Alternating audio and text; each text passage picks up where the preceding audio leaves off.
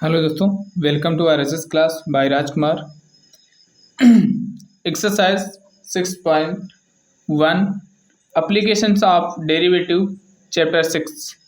इस पे हम क्वेश्चन नंबर 5 की चर्चा करते हैं। लाइव क्लास नहीं हो पाई क्योंकि क्वेश्चन बहुत ज़्यादा लेंथी है और इनको बोर्ड पर नोट करना और उसके बाद लगाना बोर्ड की शॉर्टेज हो जाएगी, इसलिए कॉपी पे ही इनको सॉल्व किया जाएगा।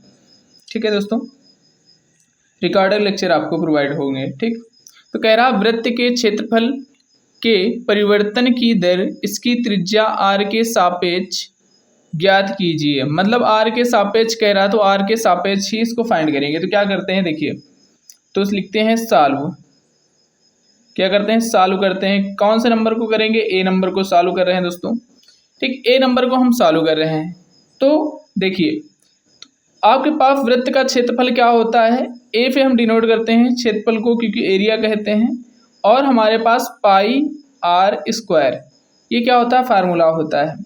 तो जब हम इसका डेरिवेटिव करेंगे तो डी ए अपॉन में डी आर इक्वल टू क्या हो जाएगा, हमारे पास 2 पाई आर। क्या हो जाएगा दोस्तों, 2 पाई आर। और कह रहा है कि हमारे पास आर का मान कितना है, 3 है। आर की वैल्यू क्या है, 3 है। तो क्या लिखेंगे, पुट कर देते हैं आर की वैल्यू। तो डी ए अपॉन में डी आर और 2 पाई आर की जगह पे क्या रखते हैं, 3 रखते हैं। क्या रखते हैं, 3, और 3 2 जा 6। क्या निकल के आएगा, डी ए अपॉन में डी आर इक्वल टू क्या निकल के आएगा, 6 पाई। क्या निकल के आएगा, 6 पाई सेंटीमीटर स्क्वायर। और यही हमारे पास इसका क्या होगा, राइट आंसर होगा। ठीक है दोस्तों, सेंटीमीटर स्क्वायर या फिर सेंटीमीटर हम लिख सकते हैं। ठीक, यही इसका क्या होगा, राइट आंसर होगा। दोस्तों आपको इतना समझ में आ गया होगा। अब देखिए, बात करते हैं आगे। आगे क्या कह रहा है उस पर चर्चा करते हैं। इसका बी नंबर, ए नंबर हो गया, बी नंबर पे चर्चा करते हैं। बी नंबर में दिया गया है आर इक्वल टू 4। तो क्या करना है, सिर्फ आपको फिर से वैसे ही सॉल्व करना है जैसे हमने पहले सॉल्व किया था। तो सिर्फ क्या करना है, आर की जगह पे तो जो निकल के आया है हमारे पास डी ए अपॉन में डी आर इक्वल टू क्या निकल के आया था, 2 पाई आर। 2 पाई आर निकल के आया है। जो 2 पाई आर निकल के आया है तो क्या करेंगे, डी ए अपॉन में डी आर। अब क्या लिखेंगे, आर इक्वल टू 4 सेंटीमीटर्स। क्या पुटअप कर देंगे, आर इक्वल टू 4 सेंटीमीटर। तो 2 पाई आर की जगह क्या रखेंगे, 4। तो हमारे पास क्या निकल के आएगा, डी ए अपॉन में D R equal to 8 pi centimetres square प्रति सेंटीमीटर्स। और यही हमारे पास इसका क्या होगा, राइट आंसर होगा। ठीक, इसी प्रकार हम आगे क्वेश्चन नंबर 2 की चर्चा करेंगे। देखिए क्वेश्चन नंबर 2 क्या कह रहा है। कह रहा है एक घन का आयतन 8 सेंटीमीटर क्यूब प्रति सेकंड की दर से बढ़ रहा है। पृष्ठ क्षेत्रफल किस दर से बढ़ रहा है जबकि इसके कोर की लंबाई 12 सेंटीमीटर है। कोर की लंबाई कह रहा है कितनी है, 12 सेंटीमीटर है। और हमें दिया क्या गया है, आयतन दिया गया है। क्या दिया गया है, आयतन, मतलब डी वी। आयतन को वी से डिनोट करेंगे, डी वी अपॉन में डी टी। सेकेंड मतलब समय के सापेक्ष चलेगा।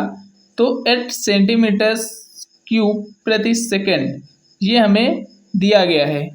ठीक है दोस्तों, इतना दिया गया है। अब हम इसको सॉल्व करते हैं।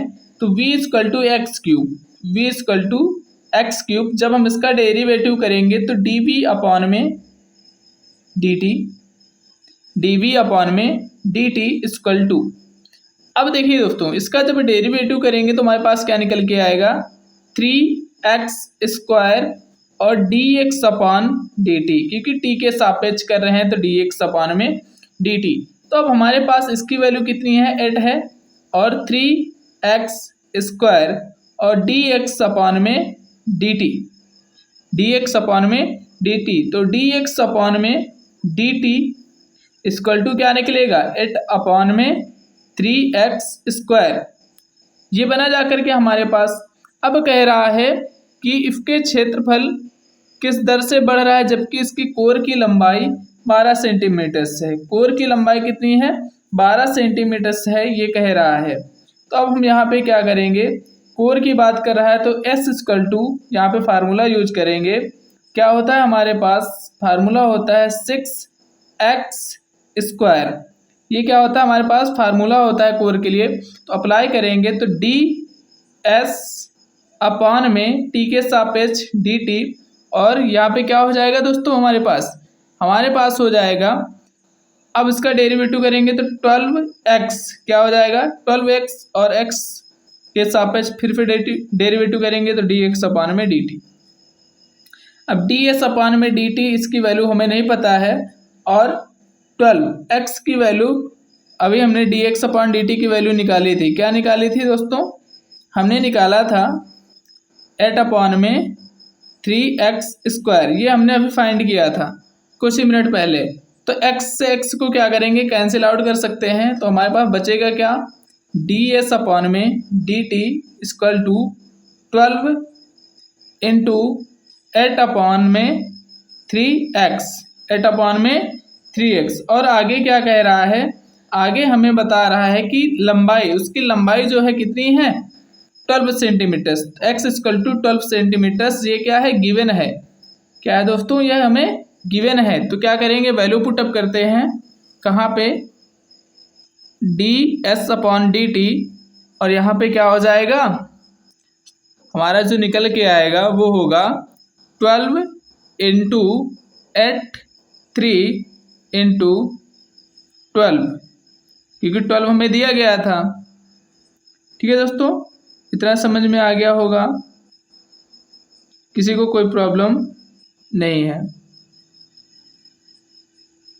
चलिए आगे देखते हैं फिर।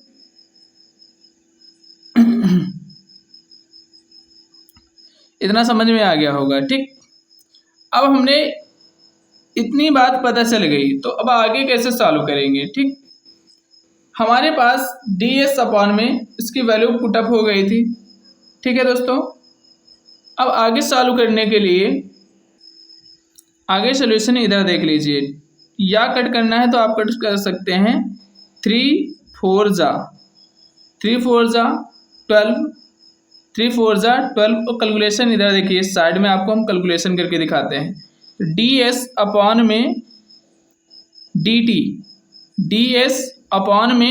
dt और इक्वल 8 4 जा 32, और अपॉन में क्या हो जाएगा? 12 सेंटीमीटर स्क्वायर प्रति सेकंड। और हमारे पास दोस्तों देखिए आगे क्या कर सकते हैं हम, इसको हम यदि डिवाइड करते हैं तो डिवाइड हो जाएगा 4, या फिर ठीक है 4 से डिवाइड कर दीजिए तो 4 3 जा 12 और 4 8 जा 32। तो ds अपॉन में dt equal to 8 upon 3 centimetre square प्रति सेकंड। और हमारे पास यही क्या होगा? राइट आंसर होगा। आई होप, आशा करते हैं ये क्वेश्चन आपको अच्छे से समझ में आ गया होगा। Question number 2। अब हम देखते हैं क्वेश्चन नंबर 3। चलिए देखिए दोस्तों, क्वेश्चन नंबर 3 की बात करते हैं। क्वेश्चन नंबर 3 क्या कह रहा है? कह रहा है एक वृत्त की त्रिज्या समान रूप से 3 सेंटीमीटर प्रति सेकंड की दर से बढ़ रही है। 3 सेंटीमीटर प्रति सेकंड की दर से बढ़ रही है। ज्ञात कीजिए कि वृत्त का क्षेत्रफल किस दर से बढ़ रहा है जब त्रिज्या कितनी हो? 10 सेंटीमीटर हो। तो वृत्त का क्षेत्रफल इक्वल टू, सॉल्व लिखेंगे, वृत्त का क्षेत्रफल इक्वल टू, ए पे डिनोट कर देते हैं इसको, और पाई आर स्क्वायर हमने लिखा। अब डेरिवेटिव करेंगे तो डी ए अपॉन में D T equal to 2 pi R, और डी आर अपॉन में डी टी, क्योंकि टी के सापेक्ष करना है। ठीक, अब हमें क्या कह रहा है? त्रिज्या समान रूप से 3 सेंटीमीटर हो। त्रिज्या समान रूप से 3 सेंटीमीटर हो तो डी ए अपॉन में डी टी 2 पाई आर की जगह पे क्या लिख देना है 3 और डी आर अपान में D T, D R upon में डी टी।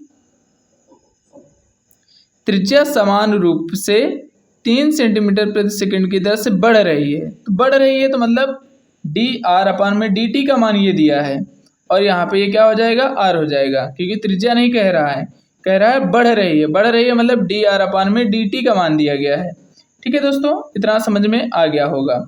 यदि इतना समझ में आ गया है तो इसको आगे जब सॉल्व करेंगे तो डी ए अपान में डी टी इक्वल टू 2 3 जा 6 पाई आर, क्या निकल के आएगा 6 पाई आर सेंटीमीटर स्क्वायर प्रति सेकंड, क्या निकल के आएगा 6 पाई आर सेंटीमीटर स्क्वायर प्रति सेकंड। इस प्रकार या फिर इसलिए जब 10 सेंटीमीटर त्रिज्या दी गई है, क्या दी गई है 10 सेंटीमीटर त्रिज्या, तो डी ए अपान में डी टी इक्वल टू 6 पाई और आर का मान कितना है 10 सेंटीमीटर्स, और जब हम इसका आगे सॉल्व करेंगे तो क्या निकल के आएगा डी ए अपान में D T equal to 60 pi centimetres square प्रति सेकंड, और यही हमारे पास क्या होगा राइट आंसर होगा। Subscribe to my channel RSS class,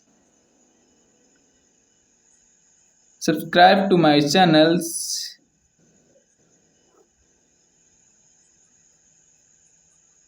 subscribe to my channel RSS class. Contact number हमारा 8423221138। सारी क्लासें क्या हैं फ्री हैं और सभी की टाइमिंग अलग अलग है, तो हमारे चैनल को सब्सक्राइब करें और अपने दोस्तों के साथ शेयर करें। इसी के साथ आज की क्लास समाप्त करते हैं, मिलते हैं नेक्स्ट लेक्चर के साथ। सारे सॉल्यूशन आपको हम देंगे, यदि कोई डाउट है तो आप हमारे व्हाट्सएप नंबर पर कांटेक्ट कर सकते हैं। ये हमारा व्हाट्सएप नंबर है, यही हमारा कॉलिंग नंबर है।